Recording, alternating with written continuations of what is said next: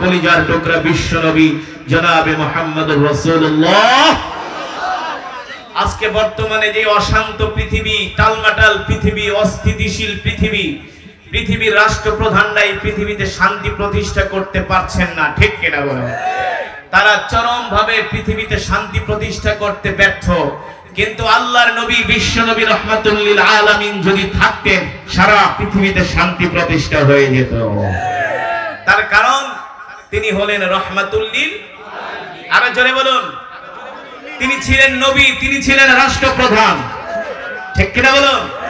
তিনি ছিলেন ইমামুল আম্বিয়া, সমস্ত নবীদের ইমাম, সাইয়্যিদুল মুরসালিন, সমস্ত নবীদের সরদার, খাতামুন নবিয়্যিন, যার পরে পৃথিবীতে আর কোন নবীর আগমন হবে না, ঠিক কিনা বলুন? নবীজি সাল্লাল্লাহু আলাইহি ওয়াসাল্লাম দুনিয়াতে আসার আগেও ছিলেন রহমত বরকত, আসার পরেও রহমত বরকত। সুবহানাল্লাহ বলেন। বলবো কিভাবে রহমত বরকত, শুনবেন? আল্লাহ রসুলের পিতার নাম কি বলেন? জোরে বলুন। আল্লাহ রসুলের পিতার নাম হলো আব্দুল্লাহ, ঠিক কিনা বলুন? মক্কার অসংখ্য রমণীরা আব্দুল্লাহকে দেখার জন্য পাগল হয়ে যায়। আব্দুল্লাহর বাড়ির সামনে প্রতিদিন মক্কার রমণীরা ভিড় জমায়। মক্কার রমণীরা নিজে থেকে আগ বাড়িয়ে আব্দুল্লাহকে বিয়ের প্রস্তাব দেয়। শুধু আব্দুল্লাহর কাছে বিয়ের প্রস্তাব দেয় না, আল্লাহ রসুলের দাদার নাম হলো আব্দুল মুত্তালিব। নাম কি? আব্দুল মুত্তালিবের কাছে যে মক্কার ধনাঢ্য পরিবারের কন্যার বাবারা যে বিয়ের প্রস্তাব দেন, আর বলে আব্দুল মুত্তালিব যা চাও বিনিময়ে তাই দিব, তারপরেও তোমার ছেলেটাকে আমার মেয়ের সাথে বিবাহ দাও, যত অর্থ চাও তত অর্থ দিব। আব্দুল মুত্তালিব, তোমার ছেলের জন্য আমার কন্যা পাগল হয়ে গিয়েছে। আব্দুল্লাহ রাস্তায় বের হতে পারে না। মক্কার অসংখ্য অগণিত সুন্দরী রমণীরা আব্দুল্লাহর চতুর্পাশে ভিড় জমায়। আব্দুল্লাহ ডাক দিয়া বলে, মক্কার রমণীরা, এই মক্কায় তো পুরুষের অভাব নাই, যুবকদের অভাব নাই, তোমরা আমাকে কেন বিয়ে করার জন্য পাগল হয়ে গিয়েছো?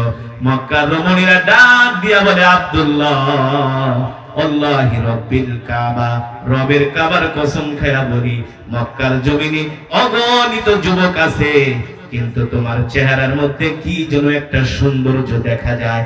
এই সৌন্দর্য আমরা মক্কার কোন যুবকের চেহারার মাঝে পাই না। মক্কার কোন যুবকের চেহারার মাঝে এই সৌন্দর্য পাই না। আল্লাহর নবী আব্দুল্লাহ তিনি তো পৃথিবীর যেমন তেমন পুরুষ নন, ঠিক কিনা বলুন? যার ঔরসে আগমন করবেন পৃথিবীর শ্রেষ্ঠ নবী, ইমামুল আম্বিয়া, সাইয়্যিদুল মুরসালিন, পৃথিবীর মহামানব, ঠিক কিনা বলুন? তিনি তো যেন তেন মহিলাকে বিয়ে করতে পারে যেন তেন মহিলার সাথে তার বিয়ে হতে পারে না। হযরত আমিনার সাথে আব্দুল্লাহর বিয়ে হয়ে যায়। হযরত আমিনার সাথে আব্দুল্লাহর বিবাহ বন্ধন হয়। আব্দুল্লাহ 3 দিন পর্যন্ত ঘর থেকে বের হয় না। সিরাতের কিতাবের মধ্যে আসছে 3 দিন পরে হযরত আব্দুল্লাহ ঘর থেকে বের হয়। আবার মক্কার রমণীরা বলে, চলো চলো আব্দুল্লাহকে এক নজর দেখে আসি। আব্দুল্লাহ বিয়ের পরে 3 দিন ঘর থেকে বের হয় নাই, চলো দেখি আব্দুল্লাহর মধ্যে সেই সৌন্দর্যটা এখন পাওয়া যায় কিনা। মক্কার অগণিত রমণীরা আব্দুল্লাহর বাড়ির পাশে ভিড় জমায়। আব্দুল্লাহ ডাক দিয়ে বলে, মক্কার রমণীরা, আবারও বিয়ের পরে এসে জ্বালা যন্ত্রণা শুরু করেছো, কারণ কি? মক্কার রমণীরা ডাক দিয়ে বলে, আব্দুল্লাহ 3 দিন আগে তুমি আমাদের কাছে ছিলা হীরার টুকরা, 3 দিন আগে তুমি আমাদের কাছে ছিলা স্বর্ণের টুকরা, এখন আমাদের কাছে তোমার কোনো দাম নাই। কেন দাম নাই? আব্দুল্লাহ 3 দিন আগে তোমার চেহারার মধ্যে যে সৌন্দর্যটা দেখেছি, এই সৌন্দর্য আর তোমার মাঝে দেখা যায় না। সেটাই ছিলেন আল্লাহর নবী রাহমাতুল লিল আলামিন। আরো জোরে বলুন, আল্লাহর নবী রাহমাতুল লিল আলামিন। আল্লাহ তাআলা হযরত আমিনার গর্ভে পাঠিয়ে দিয়েছেন আল্লাহ রাসূলকে। মক্কার রমণীদের আর বুঝতে বাকি নাই, আব্দুল্লাহ যেমন তেমন পুরুষ না, তার গর্ভ থেকে, তার ঔরস থেকে তিনি যাকে বিবাহ করবেন তার গর্ভ থেকে হবে পৃথিবীর মহামানব, ঠিক কিনা বলেন? হযরত আমিনার গর্ভে যখন আল্লাহর নবী চলে আসলেন, 2 মাস বয়সে আব্দুল্লাহ ব্যবসা করার জন্য সিরিয়ায় রওনা দেয়। পথির মধ্যে আব্দুল্লাহ অসুস্থ হয়ে ইন্তেকাল করে। আল্লাহ রাসূল হযরত আমিনার গর্ভে, আমিনার কাছে খবর আসে, আমিনা তোমার স্বামী আব্দুল্লাহ অসুস্থ হয়ে রাস্তায় ইন্তেকাল করেছে, মারা গিয়েছে। এই খবর শুনে আব্দুল্লাহর স্ত্রী হযরত আমিনা এতটা ব্যথিত হন, এতটা কষ্ট পান। হযরত আমিনা আফসোস করে আর বারবার বলে, আব্দুল্লাহ তোমার সন্তান আমার গর্ভে, তুমি আমাকে একা রেখে চলে গেলা। আব্দুল্লাহ আমি তোমার সন্তান নিয়ে কোথায় যাব, কোথায় দাঁড়াবো? হযরত আমিনা বিলাপ করে, কান্না করে, কষ্ট পায়, মনে মনে ভাবে, হায় রে, আব্দুল্লাহ বেঁচে থাকলে আমার সন্তানের না কত সুন্দর একটি নাম রাখতো, ঠিক কিনা বলুন? প্রত্যেকটা বাবারই একটা স্বপ্ন থাকে সন্তানের সুন্দর নাম রাখার। সন্তান গর্ভে আসার সাথে সাথে সব প্ল্যান প্রোগ্রাম রেডি। কোন হসপিটালে নিবে, কোন হুজুর দিয়া নাম রাখবে, কয়টা নাম সিলেক্ট করবে, তার মধ্যে কয়টা রাখবে, কথা বলে। সন্তানের জন্য কি আসবাবপত্র কিনবে, আগে থেকে সব স্বামী যদি তার গর্ভে সন্তান রেখে মারা যায়, ওই স্ত্রীর মতো, ওই মেয়ের মতো আর দুঃখী মানুষ পৃথিবীতে হতে পারে না, ঠিক কিনা? পারে? একে তো গর্ভের সন্তান, দ্বিতীয়ত গিয়েছে মারা, বিধবা হয়ে গেছে, সন্তান এতিম হয়ে গেছে, কত কষ্ট। এই দুঃখ আল্লাহ ছাড়া কেউ বুঝবে না, ঠিক কিনা বলুন? বারবার আমিনা আসমানের দিকে তাকায় আর কান্না করে, হায় রে, আজকে আব্দুল্লাহ থাকলে কিছুদিন পরে সন্তান দুনিয়াতে আসবে, কত সুন্দর নাম রাখতো, তাকে পড়াশোনা করাতো, তার জন্য দামি দামি খেলনা আনতো, তাকে ঘুরতে নিয়ে যেত। হায় রে, আমার সন্তানের বাবা তো না, আমার সন্তান এতিম, কিভাবে আমি সন্তানকে মানুষ করব, বড় করব? এমন অসংখ্য চিন্তা আমিনার মনে। হযরত আমিনাও জানে না তার গর্ভে কে এসেছেন, ঠিক কিনা বলুন? হযরত আমিনাও জানে না তার গর্ভে এসেছেন রাহমাতুল লিল আলামিন, আল্লাহু আকবার, যিনি কিনা সমগ্র বিশ্ববাসীর জন্য রহমত। আল্লাহু আকবার। আল্লাহ তাআলা জিবরাইলকে পাঠিয়ে দিলেন, জিবরাইল যাও, যে আমিনাকে সান্ত্বনা দাও, আমার আমিনা বুঝে না আমার আমিনার গর্ভে কে এসেছে, আমার আমিনা কষ্ট পায়, তার সন্তানের নাম কি রাখবে, কে রাখবে? ও জিবরাইল, আমার আমিনাকে যে বলে দাও, আমার আমিনার গর্ভে যে সন্তান, এই সন্তান পৃথিবীর কোন সাধারণ সন্তান নয়, এই সন্তান হলো কুল কায়নাতের নবী। আল্লাহু আকবার। এই সন্তানের নাম পৃথিবীর কোন মানুষ রাখবে সেটা শোভা পায় না, স্বয়ং আমি আল্লাহ আরশের মালিক, আসমানের মালিক, জমিনের মালিক, আমি আল্লাহ নিজে সন্তানের নাম রেখে দিলাম, যার নাম হবে মুহাম্মদ। আল্লাহু আকবার।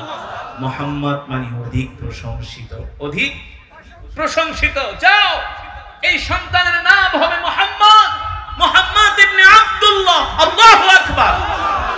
আপনার আমার কলিজার টুকরা নবীর নাম রেখেছেন কে? আল্লাহ, আল্লাহ তাআলা। সেই নবীর উম্মত আমরা। আল্লাহু আকবার বলেন, আরো জোরে বলি আল্লাহু আকবার। খুশি নাকি বেজার?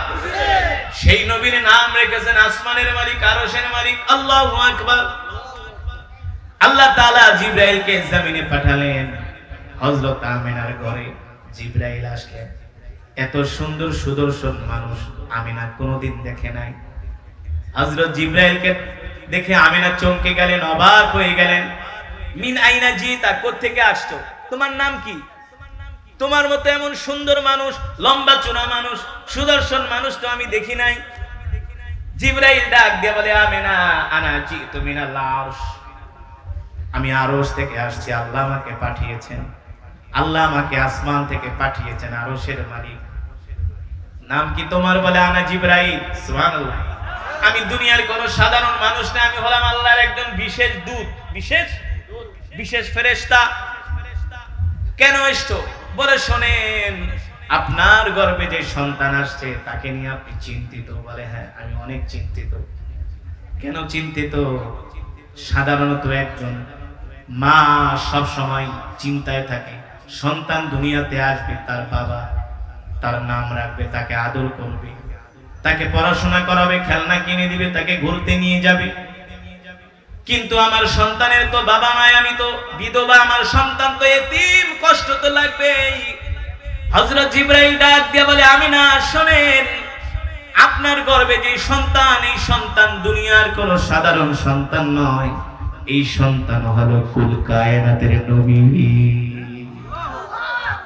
এই পৃথিবীতে যত নবী আছে সব নবীদের সরদার হবে আপনার সন্তান। সুবহানাল্লাহ। আপনার সন্তান হবে সমস্ত নবীদের ইমাম। আর আপনার সন্তানের পরে পৃথিবীতে আর কোন নবীর আগমন ঘটবে না। আল্লাহু আকবার। শুনেন, আপনার যে সন্তান আসছে, এই সন্তানের নাম দুনিয়ার কোন সাধারণ মানুষ রাখবে, এটা শোভা পায় না। আপনার সন্তানের নাম স্বয়ং আরশের মালিক আল্লাহ রাব্বুল আলামিন রেখে দিয়েছেন। আপনি চিন্তা করেন, আপনার সন্তানকে খেলনা কিনে দিবে তার বাবা। আরে শোনেন, দুনিয়ার সাধারণ শিশুরা খেলা করে মাটির খেলনা দিয়ে, ঠিক কিনা বলুন, কিংবা কাঠের খেলনা দিয়ে, কিংবা কাপড় দিয়ে খেলনা বানায়, প্লাস্টিক দিয়ে খেলনা বানায়, সেগুলো দিয়ে তারা খেলা করে। আমিনাকে ডাক দিয়া জিবরাইল বলে, আমিনা, আপনার সন্তান দুনিয়ার কোন সাধারণ সন্তান নয়, সে হবে নবী। সুবহানাল্লাহ। সে দুনিয়ার সাধারণ খেলনা দিয়া খেলা করবে, এটা তার দ্বারা শোভা পায় না। আমিনা ডাক দিয়া বলে, তাহলে আমার সন্তান কি দিয়া খেলা করবে? জিবরাইল ডাক দিয়া বলে, আমিনা, আপনার সন্তানের সাথে খেলা করার জন্য, আনন্দ দেওয়ার জন্য আল্লাহ তাআলা আসমান থেকে আকাশের চাঁদ আপনার সন্তানের কাছে পাঠিয়ে দিবে। কি? আকাশের চাঁদ। আকাশের চাঁদ আসবে আপনার সন্তানের সাথে খেলা করার জন্য। কোথায় আসবে বলে? আপনার বাড়িতে। সুবহানাল্লাহ। আকাশের চাঁদ এসে আপনার সন্তানের সাথে খেলা করবে। সুবহানাল্লাহ বলবেন না? হবে না? আপনি চিন্তা করেন। আর কি বলে, আমার সন্তানকে কে পড়াশোনা করাবে? জিবরাইল ডাক দেয়া বলে, আমিনা, আপনার সন্তান দুনিয়ার কোন সাধারণ সন্তান নয়, আপনার সন্তান হলো নবী। ছোট মোটো নবী নয়, কোন গোত্রের নবী নয়, কোন বংশের নবী নয়, কোন দেশের নবী নয়, ঠিক কিনা বলুন? আপনার সন্তান হলো কেন্দ্রীয় নবী, ওয়ার্ল্ড ওয়ে, ঠিক কিনা বলুন? সারা পৃথিবীর নবী, কুল কায়নাতের নবী। আপনার সন্তান শুধু মানুষের নবী না, আপনার সন্তান হলো গাছের নবী, মাছের নবী। আরো আস্তে করে বলতে পারেন, হুজুর, নবী আবার গাছের নবী কিভাবে হয়? প্রশ্ন আসে কি আসে না? হুজুর, নবী আবার গাছের নবী কিভাবে হয়? আল্লাহ রাসূল সাল্লাল্লাহু তাআলা আলাইহি ওয়াসাল্লাম যখন মসজিদে নববীতে কোরআনের দাওয়াত দিতেন, কোরআনের কথা বলতেন, দিন দিন দূর দূরান্ত থেকে কাফেররা এসে কালেমা পড়ে মুসলমান হতে লাগলো। সুবহানাল্লাহ। আল্লাহ রাসূল মসজিদে নববীর বারান্দায় একটা খেজুর গাছ ছিলেন। কি ছিলেন? খেজুর গাছ ছিলেন, এমন চেয়ার ছিলেন না। আল্লাহর নবী খেজুর গাছের সাথে হেলান দিয়া কোরআনের কথা বলতেন। কিন্তু দিন দিন মুসলমানের সংখ্যা বেড়ে যাওয়ার কারণে দূর থেকে আল্লাহ রাসূলের চেহারা মোবারক দেখা যায় না। আর সাহাবীরা আল্লাহ রাসূলের চেহারা দেখবে না, এটা হতে পারে না, তাদের কলিজা ঠান্ডা হয় না, ঠিক? সাহাবীরা এসে প্রস্তাব দিল, গো আল্লাহর রাসূল, দিন দিন আমাদের সংখ্যা বেড়ে যাচ্ছে, আপনি খেজুর গাছের নিচে হেলান দিয়া বসেন, দূর থেকে আপনাকে দেখা যায় না। আমরা সিদ্ধান্ত নিয়েছি আপনার জন্য আমরা একটা উঁচু জায়গায় একটা মেম্বার বানাবো। সুবহানাল্লাহ। কি বানাবো? উঁচু একটা মেম্বার বানাবো। আপনি উঁচু জায়গায় উঠে কোরআনের কথা বলবেন, আমরা প্রাণ খুলে শুনবো, আপনার চেহারা দেখবো। আল্লাহু আকবার। আমাদের কলিজা ঠান্ডা হবে। আল্লাহ রাসূল অনুমতি দিলেন, ঠিক আছে, যাও তোমরা মেম্বার বানাও। আল্লাহ রাসূলের জন্য মেম্বার বানানো হলো। মসজিদে নববীতে মেম্বার স্থাপন করা হলো। আল্লাহ নবী সেই মেম্বারের উপরে বসে কোরআনের কথা বলতেছেন। আল্লাহ রাসূল বয়ান করতে করতে এক পর্যায়ে মসজিদের বাহির থেকে ছোট্ট শিশু বাচ্চার মতো ঢুকরে ঢুকরে কান্নার আওয়াজ আসতেছে। বুঝছেন তো? ছোট্ট শিশু বাচ্চার মতো ঢুকরে ঢুকরে কান্নার আওয়াজ আসতেছে, অথচ আশেপাশে কোনো ছেলে সন্তান নাই। কে কাঁদে? কে কাঁদে? আল্লাহ রাসূল তার সাহাবী আব্দুল্লাহ ইবনে মাসউদকে বললেন, আব্দুল্লাহ ইবনে মাসউদ যাও দেখো তো কোন বাচ্চা কান্না করতেছে। আব্দুল্লাহ ইবনে মাসউদ মসজিদের বারান্দায় করে কান্নার আওয়াজ পায় না। কান্নার আওয়াজ পাবে কিভাবে? এই কান্না তো আর সাহাবীর জন্য করে না, কান্না করে নবীর জন্য। ঠিক করে বলো। আব্দুল্লাহ ইবনে মাসউদ বলে, আল্লাহর রাসূল আমি তো কান্নার আওয়াজ পাই না। আল্লাহ নবী বলে, আমি তো পাইতেছি। নবীজি নিজেই কেমন দয়ার নবী ছিলেন, ভালোবাসার নবী ছিলেন। আল্লাহু আকবার। যার কোনো অহংকার নাই না, আল্লাহু আকবার। যার রাতও যেমন দিনও তেমন, সুবহানাল্লাহ। যিনি রাতেও যেমন দিনেও তেমন। আর আজকে তো যারা বড় বড় কথা বলে ওদের রাতের চরিত্র একরকম, দিনের চরিত্র আর একরকম। ঠিক কি না বলে? দিনের বেলা ফেরেশতা আর রাত্রে বেলা হারে হারামজাদা। আছে কি আছে না? দিনের আলোতে মানুষের সামনে কথা কয় ফেরেশতার মতো, আর রাত্রবেলা কাজ করে শয়তানের মতো। হ্যাঁ, কিন্তু আমার নবীর চরিত্র কেমন ছিল? তিনি রাতেও যেমন ছিলেন, দিনেও তেমন ছিলেন। সুবহানাল্লাহ। আল্লাহর নবী 63 বছর জিন্দেগিতে কোনোদিন তার জবান দিয়ে একটা মিথ্যা কথা বের হয় না, একটা মিথ্যা কথাও না। যাকে বলে ইংলিশে স্লিপ অফ টাং। আল্লাহ রাসূলের মুখ ফসকেও কোনোদিন একটা মিথ্যা কথা, একটা অসার কথা আল্লাহ রাসূলের জবান দিয়ে। এই পৃথিবীর রাষ্ট্রপ্রধানেরা, সুশীল সমাজেরা, যারা নিজেদেরকে বাংলাদেশের সুশীল দাবি করো, একটার মাথায়ও চুল নাই। থাকবে কিভাবে? সারাদিন শুধু শয়তানি চিন্তা। ঠিক কিনা বলুন? কত মাসে দেখি তোমরা কত বিষয় নিয়ে টকশো করো। এই রবিউল আউয়াল মাসে তোমাদের উচিত ছিল প্রত্যেকটা টেলিভিশন চ্যানেলে 1 মাস ব্যাপী আল্লাহ রাসূলের জীবনী নিয়ে আলোচনা করা, তার সিরাত নিয়ে আলোচনা করা। সে কিভাবে রাষ্ট্র পরিচালনা করেছেন, কি ছিল তার পররাষ্ট্র নীতি, কি ছিল তার স্বরাষ্ট্র নীতি, কি ছিল তার অর্থনীতি। ঠিক কিনা বলো? তোমরা তো কত মহাত্মা গান্ধী, চ্যাটার্জি, ব্যানার্জি, ঘোড়ার ডিমের জি না, লেনসন ম্যান্ডেলা, ওদেরকে নিয়ে তোমরা টকশো করো। আল্লাহ রাসূলের জীবনী নিয়ে টকশো করতে পারো না? কেমন ছিল তার জীবন, কিভাবে সে রাষ্ট্র পরিচালনা করেছেন, মানুষের অধিকার কিভাবে আদায় করেছেন। তোমরা আল্লাহ রাসূলের জীবনী নিয়ে টকশো করলে তো তোমাদের চুরি চামারি বাটপারি বন্ধ হয়ে যাবে। ঠিক কিনা বলো? আল্লাহ রাসূল রাষ্ট্রনায়ক ছিলেন, রাষ্ট্রপ্রধান ছিলেন। কিছু মানুষ বলে মোল্লাদের দেশ চালানোর যোগ্যতা নাই। বলে কি বলে না?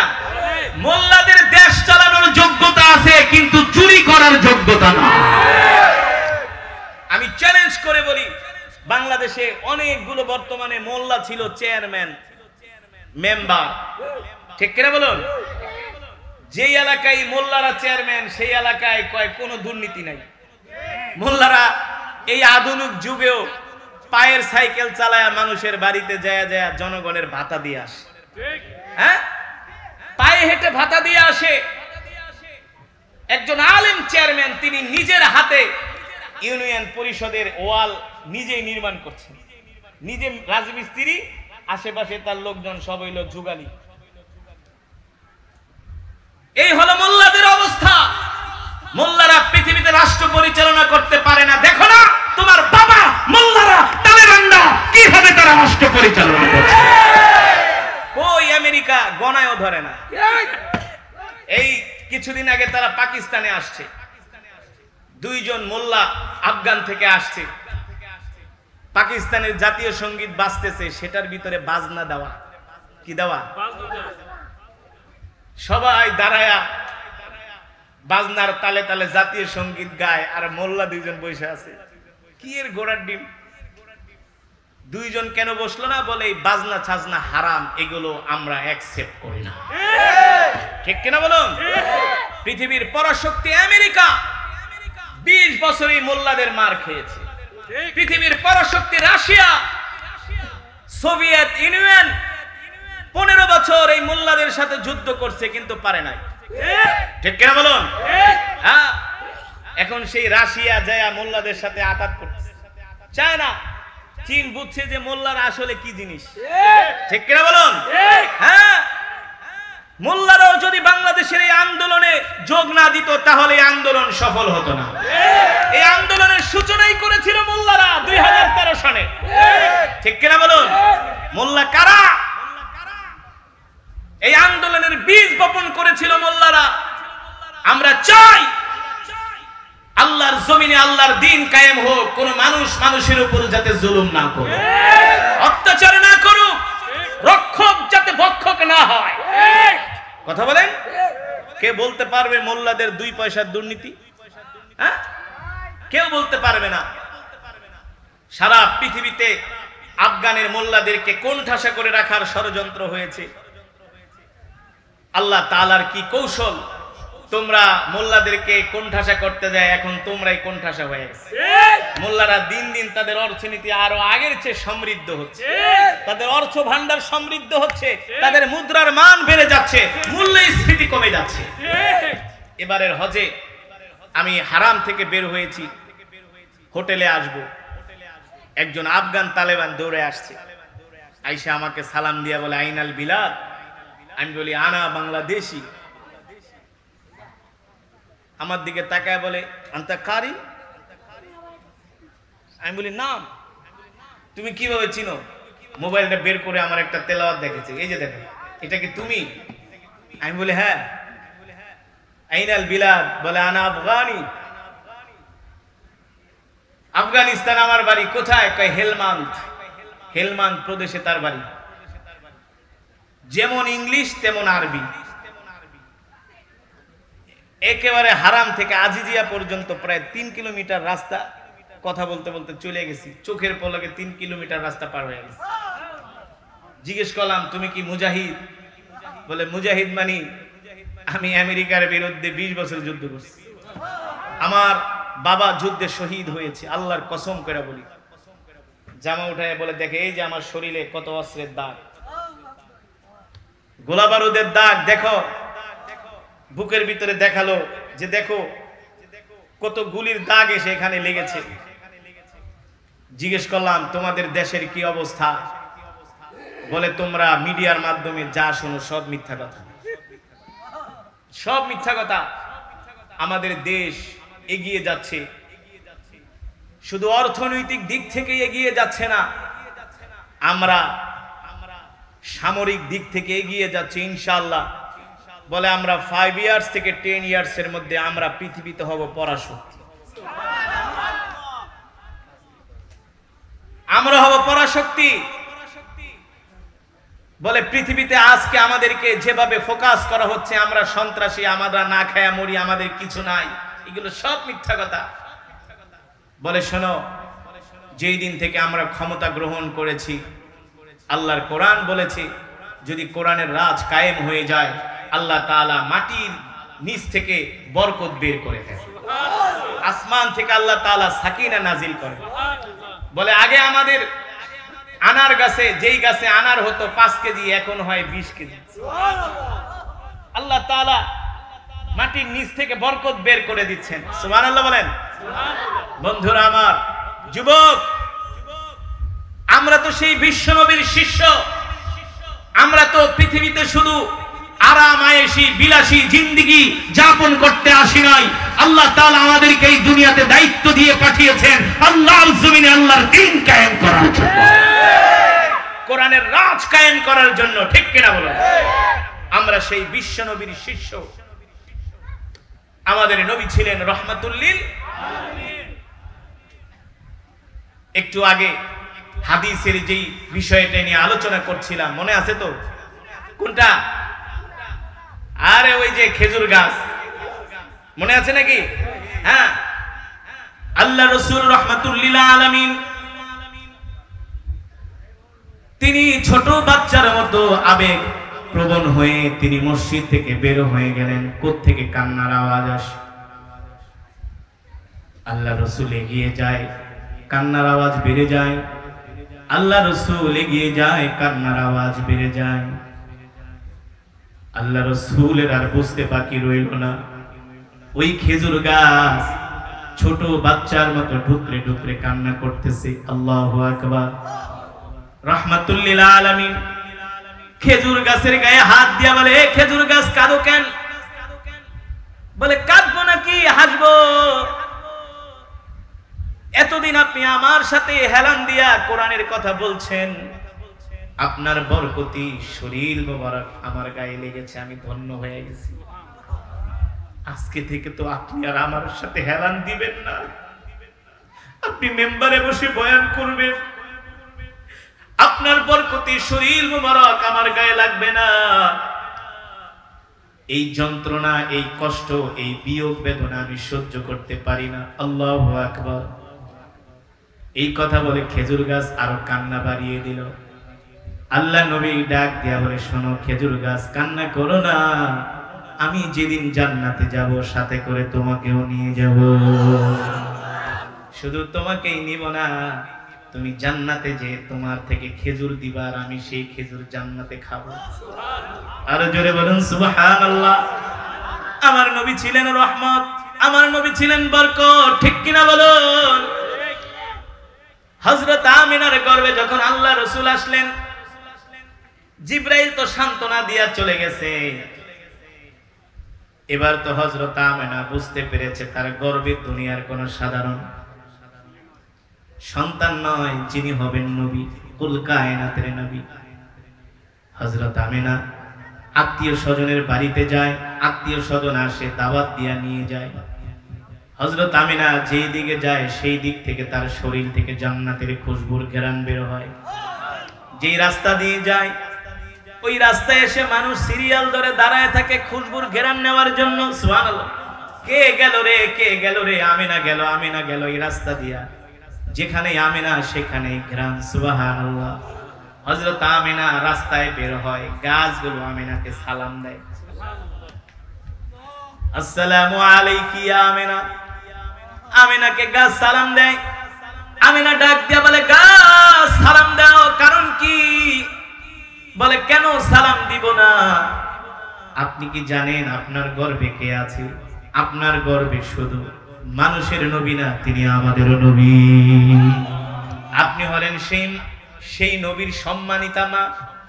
আপনাকে সালাম দিব না তো দিব কাকে? আর জোরে বলেন সুবহানাল্লাহ। আল্লাহ রাসূলের সম্মানে শুধু গাছ সালাম দেয় না, পাথর পর্যন্ত সালাম দেয়। আল্লাহু আকবার। হযরত আমিনা যেদিকে যায় সেদিকে ঘ্রাণ আর ঘ্রাণ। এই গাছ বলে নবীর মা আসতেছে, পাথর বলে নবীর মা আসতেছে। আল্লাহু আকবার। এবার মক্কার কিছু দুষ্ট মহিলারা আমিনার বিরুদ্ধে লেগে গেল। আমিনা যেখানেই যায় সেখানেই ঘ্রাণ। আমিনা এত দামি দামি খুশবু কোথায় পায়? আমিনার তো স্বামী নাই। আছে না কিছু দুষ্ট মহিলা? দুষ্ট মহিলারা আব্দুল মুত্তালিবের স্ত্রীর কাছে যায় বিচার দেয়, তোমার ছেলের বউ বিধবা, কিন্তু দামি দামি খুশবু কোথায় পায়? ছেলে তো মারা গেছে, এত দামি দামি খুশবু কোথায় পায়? দুষ্ট মহিলারা আব্দুল মুত্তালিবের স্ত্রীর কাছে বিচার দেয়। আব্দুল মুত্তালিবের স্ত্রী আমিনাকে কিভাবে জিজ্ঞেস করে, সন্তান তো মারা গেছে, ছেলের বউ বিধবা হয়ে গেছে, সম্ভ্রান্ত পরিবারের কন্যা হলো আমিনা। জাতির মেয়েদেরকে ধমক দেওয়া লাগে না, চোখ রাঙ্গানিতে, চোখের কথায়, চোখের ইশারায় তারা বুঝে যায়, ঠিক কিনা বলুন? এই কারণে নদীর পানি ঘোলাও ভালো, জাতের মেয়ে। এ যুবক, বিয়ে তো করবা, জাতের মেয়ে দেখা বিয়ে করো, যাকে তাকে দেখা বিয়ে করো না, পস্তাইতে হবে, ঠিক কিনা বলুন? হযরত আমিনা ছিলেন সম্ভ্রান্ত পরিবারের একজন কন্যা। আল্লাহু আকবার। আব্দুল মুত্তালিব তার স্ত্রীকে বলল, ঠিক আছে, আমিনাকে একদিন ডাকো, তার সাথে আমরা কথা বলি। আশেপাশের মহিলারা এসে আমিনার নামে নালিশ দেয়, অথচ আশেপাশের মহিলারা তো বুঝে না আমিনার গর্ভে তো দুনিয়ার শ্রেষ্ঠ নবী, ঠিক কিনা বলুন? তারা তো সমালোচনা করবে। হযরত আমিনাকে ডাক দেওয়া হলো। আব্দুল মুত্তালিবের স্ত্রী ডাক দিয়ে বলে, মা, তোমাকে একটা কথা বলবো, তুমি রাগ করবা না, কষ্ট পাবা না। আমিনা ডাক দিয়া বলে, উম্মি, বলুন, কি বলবেন? আমিনা গো, শোনো মা, তুমি তো বিধবা, আমাদের সন্তান তো মারা গেছে, কিভাবে তোমাকে কথাটা বলি রে আমিনা। আমিনা গো, তুমি দামি দামি খুশবু কোথায় পাও? তুমি যেখানেই যাও, রাস্তায় বের হলে, ঘরে থাকলেও শুধু খুশবুর ঘ্রাণ বের হয়। হযরত আমিনা ডাক দিয়ে বলে, আম্মা জান কে বলেছে? বলে আশেপাশের মহিলারা এসে বিচার দিছে। শুধু মহিলারা না, আমি নিজেও তোমার থেকে ঘ্রাণ পাই। তুমি রান্নাঘরে গেলে ঘ্রাণ পাই, গোসলখানাও ঘ্রাণ পাই, তোমার পাশে পিছনে পিছনে আমি যেখানে যাই সেখান থেকেই ঘ্রাণ পাই। হযরত আমিনা ডাক দিয়া বলে, আম্মা জান আমি একজন বিধবা মেয়ে, আমার স্বামী নাই, কে আমাকে খুশবু এনে দিবে? কোত্থেকে আমি দামি দামি খুশবু পাবো? তবে শোনেন গো আম্মা জান, যেই দিন থেকে আমার গর্ভে আমার সন্তান মুহাম্মদ আসছে, সুবহানাল্লাহ, মুহাম্মদ নাম শুনে আব্দুল মুত্তালিবের স্ত্রী অবাক হয়ে গেছে। তোমার সন্তান যিনি গর্ভে তার নাম মুহাম্মদ, এমন নাম তো শুনি নাই, এই নাম তুমি কোথায় পাইলা? সুবহানাল্লাহ। আমিনা ডাক দিয়া বলে, আম্মা জান আমার গর্ভে যে সন্তান, এই সন্তানের নাম দুনিয়ার কোন মানুষ রাখবে সেটা শোভা পায় না। আমার সন্তানের নাম আসমানের মালিক, জমিনের মালিক আল্লাহ রাব্বুল আলামিন রেখে দিয়েছে।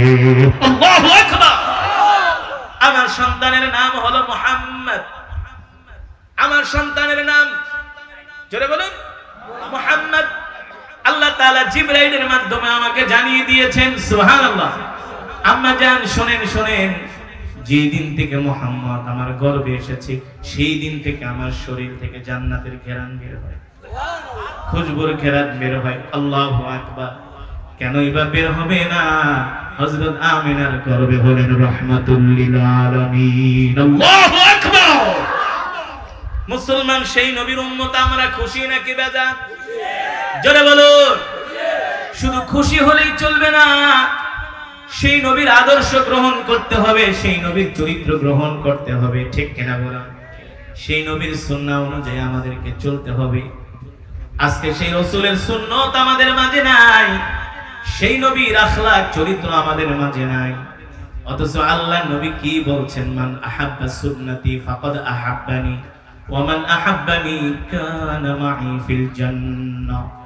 উম্মত, তোমরা যদি আমার সুন্নতকে ভালোবাসো, আমার সুন্নতকে জিন্দা করো, আমার একটা আদনা থেকে আদনা সুন্নতকে যদি তোমরা দুনিয়ার জমিনে প্রতিষ্ঠিত করো, আমি নবী তোমাদেরকে সাথে নিয়ে আল্লাহর জান্নাতে প্রবেশ করব। অথচ রাসূলের সুন্নত আমাদের মাঝে নাই।